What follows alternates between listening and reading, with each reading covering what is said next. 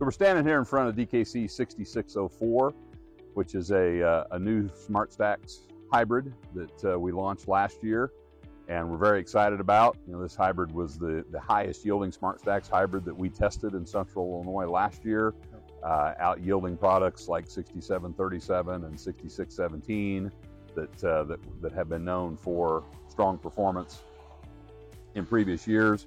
See really good grain quality, really good plant health, got some pretty good stress tolerance. It looks like it could be a broad acre adapted SmartStax hybrid with good top end yield potential for high management acres. It does have one thing that's a little bit endearing or quirky or problematic depending on your perspective. It has the tendency to set what we call a staminate ear, and Chris has got some more advanced, more mature examples, a little bit easier to see. But you see a combination when we just husked back 3 years from this plot. One ear is perfectly normal, one ear has a slight staminate tip, and one ear has a pretty extreme staminate tip. And there was a lot of concern about this a year ago when we observed this in market development trials.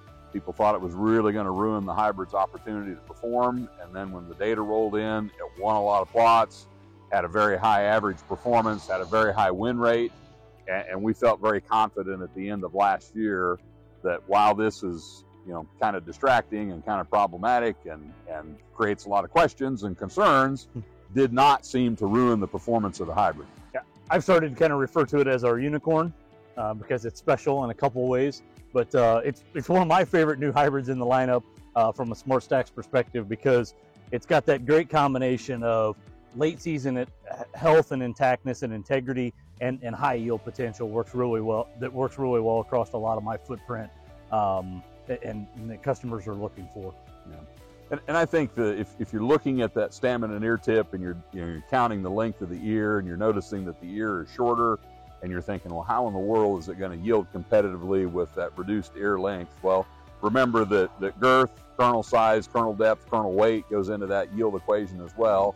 And also remember that we're going to have some tip back off of, that ear there that is, a perfect ear, might end up with a 2-inch tip on it by the time we get through, heat, stress, going through grain fill. So in many cases, I think those ears are able to compensate for the fact that they might have a few less kernels on them. And also remember that the ear that's perfect is going to abort some kernels off the tip as well.